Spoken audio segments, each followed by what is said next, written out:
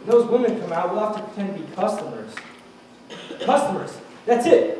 Maybe the best thing to do is to make them think we're rich. Then we won't have to spend anything.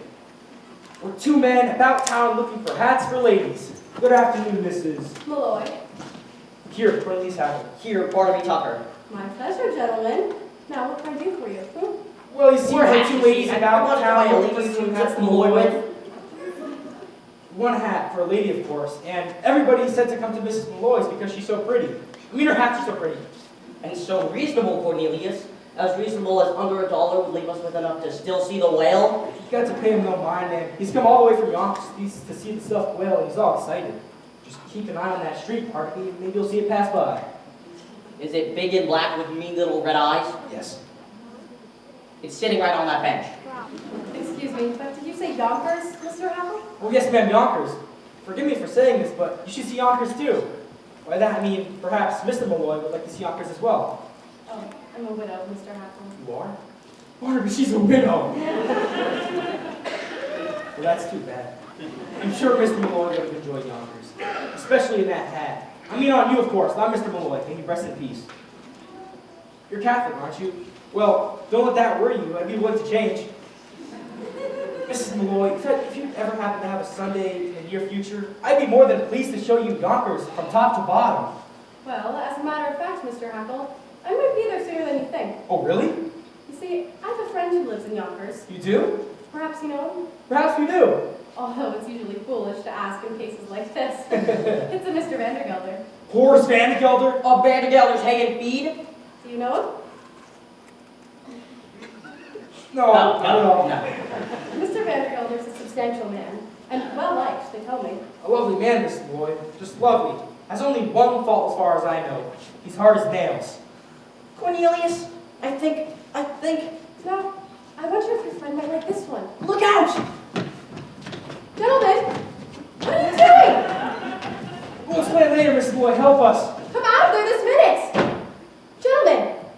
We're as innocent as can be, Miss Malloy. Well, really, Mr. Hackle, Mr. Tucker, I insist that you both come out of there. Mr. Vandergelder. Mrs. Malloy? I don't suppose Mrs. Levi is here, is she? She was supposed to meet me on that bench 10 minutes ago. Well, she could just go looking for me if she comes. When I make an appointment, I like people to be on time. Here's a present for you. Chocolate-covered peanuts. Unshelled. That's the expensive kind, you know. Did I just see you talking with two men? Men? Men, Mr. Vandergelder? What would two men be doing in a lady's hat shop? Now, let's go back into my workroom. I'm so anxious for you to see it. I saw it last week. So you did. Well, Mr. Vandergelder, what's new with the hay and feed business? I understand you have 3 friends, all hard as nails. I mean... What on earth are you talking about? Yonkers. I hear it's a beautiful city. And who's been telling you about Yonkers, may I ask? Nobody. A friend. What friend? Well, you see, He? someone quite well to do, as a matter of fact, Mr. Vandergelder. He was in here buying hats for ladies. You might even know him. Although it's usually silly to ask in cases like this. It's a Mr. Cornelius Hackle. Did you say Hackle? Why, yes. It's nothing, it's just he's my head clerk is all. Mrs. Malloy, I demand an explanation. And I'm here to give it to you. Why shouldn't she know Cornelius Hackle? I mean, everyone in New York knows Cornelius. He's here at the opera and all the fashionable homes. Why? He's at the Harmonia Gardens restaurant 3 times a week. Impossible. He's only got $146.35, and I keep it in my own safe. Mr. Vandergelder, you're killing me. He's one of the Hackles. They built the canals. What canals? But The Erie. Both. Ain't the same man. Who took the horses off of Jenny Lynn's carriage and pulled her through the streets? Cornelius Hackle. And who dressed up as a waiter at the Fifth Avenue Hotel and dropped an oyster down Mrs. Astor's will? I couldn't say, but it was Cornelius. He's the playboy of New York. Now, Irene, I see you were taken with him just like anyone else. Dolly, what are you saying? I've only seen this man once, of course. Minnie, hold your tongue. Mrs. Malloy! There's a man in there! Now, see here, there's a man in that No, closet. Mr. Vandergelder, you can't!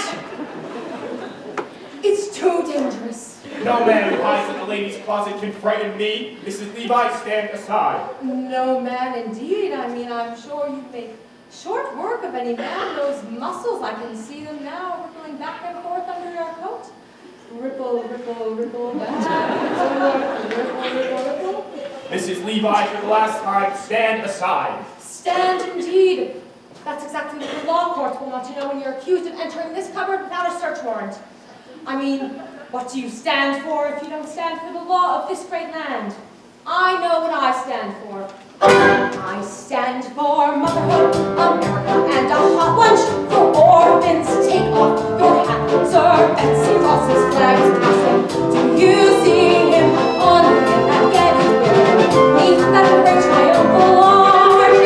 If you see him as he's tramping through the graves of wrath, set up a march, march, march. As it's not fact to you, sir, I came here at 14 years of age as an immigrant girl from a land who oppressed my people.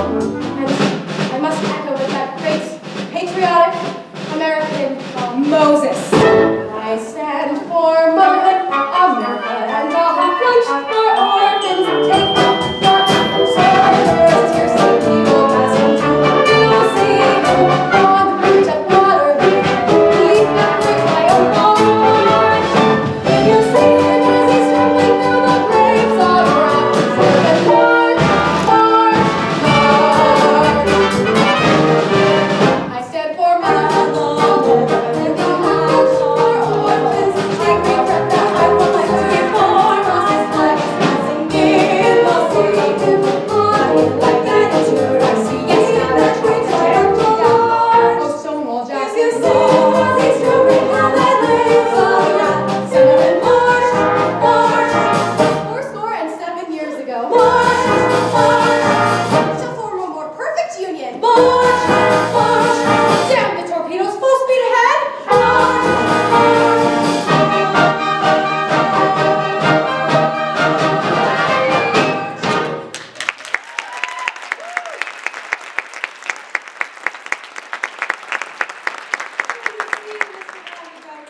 Possibly be a man in this cupboard. God bless you. Mrs. Malloy. All right, Mr. Vandergelder, there is a man in that closet, Aha. and another under that table. What the devil? But there also happens to be a very simple explanation. But for the present, good afternoon. Good Lord, the whole room's crawling with men. I'll never get over it. I take it I'll see you later this afternoon, Mr. Vandergelder. You certainly will, Mrs. Levi, with a certain young woman on the main float at the end of the parade. Good day, Mrs. Malloy.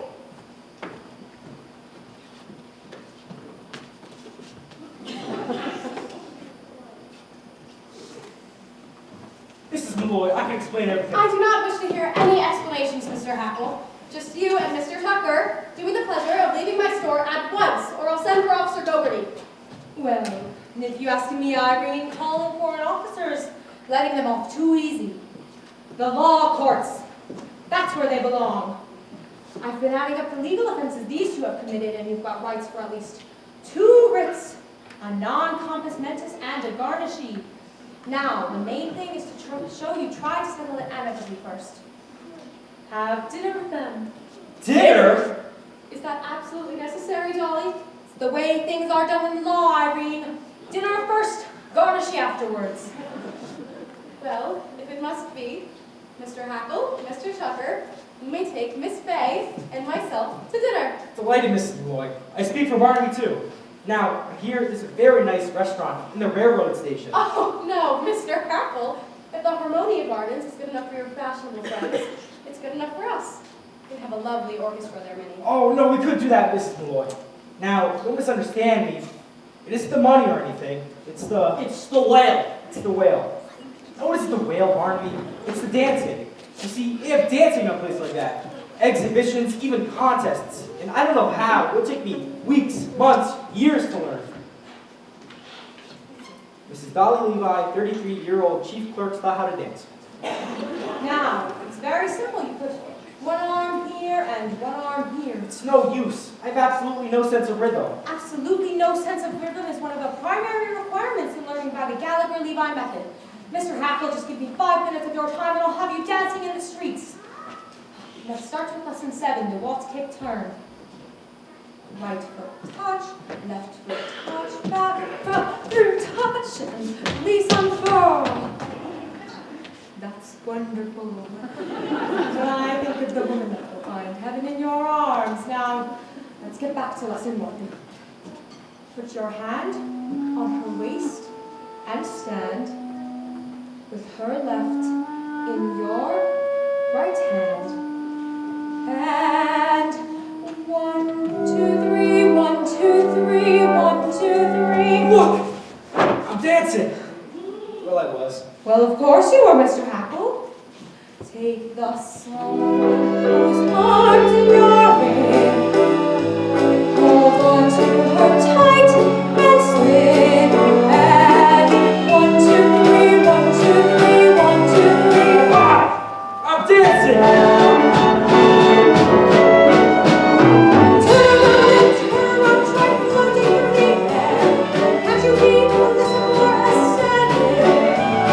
Don't you think my dancing has a polished ending flair? Well, the word I think I'd use is athletic.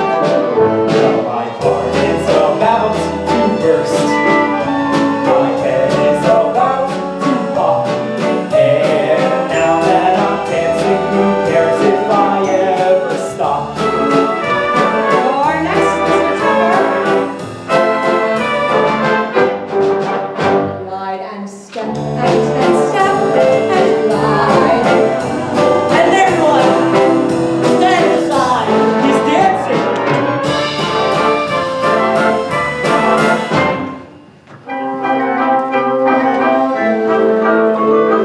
You could learn to polka if you were to run more so. Or the tango filled with passion seething. Not like all the chorus of the castle garden show. Where whatever it is, for gosh sakes, keep breathing. For my heart is about to burst. My head is about to pop. And now that we're dancing, who cares if we ever stop?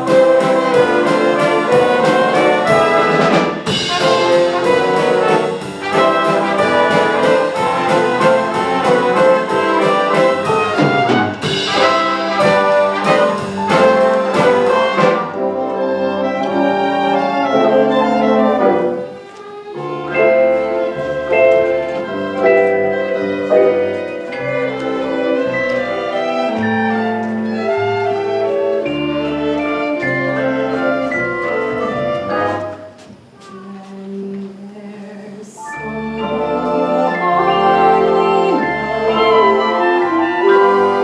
Wish you were closer to me. Remember that we can be near to you while you're dancing. Just say hello. Suddenly someone can make my overtakings appear to you while you're dancing. Make the music leave a song for the way you're wearing. Please take all these twice as well when we're slightly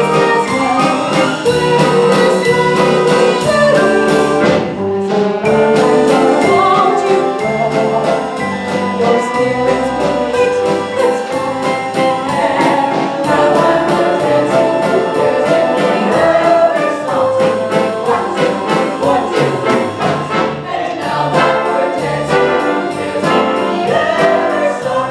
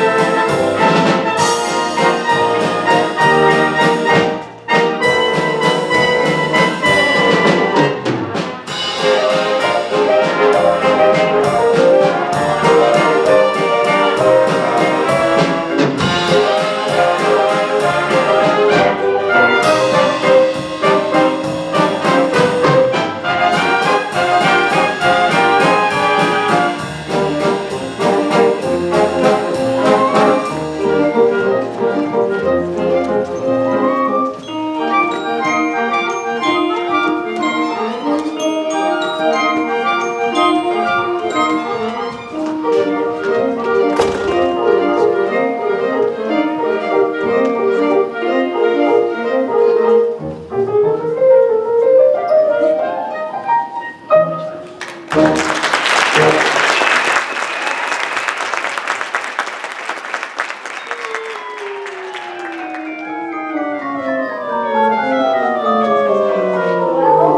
look who's here, Mrs. Levi. How are you, Mrs. Levi? How are you, Mrs. Rose? All the same. Aches in my back, pains in my side, a stab in my liver. I'm fine. My daughter Fanny got married, you know. Did she? A year ago last September. It's been a long time since you lived here, Mrs. Levi. Such a long time. Ephraim, let me go. It's been long enough, Ephraim. Every evening for all these years, I've put out the cat, I've locked the door, I've made myself a little rum toddy, and I've said a prayer, thanking God that I was independent, that no one else's life was mixed up with mine. Then, one night, an oak leaf fell out of my Bible. I placed it there when you asked me to marry you, Ephraim. A perfectly good oak leaf, but without life and without color. And suddenly I realized that I was like that oak leaf. For years I had not shed one tear, nor had I been filled with the hope that something would turn out right. And so I've decided to rejoin the human race, Ephraim. And I want you to give me away. Before the parade passes by, I'm gonna get in step while there's still time left. Before the parade passes by.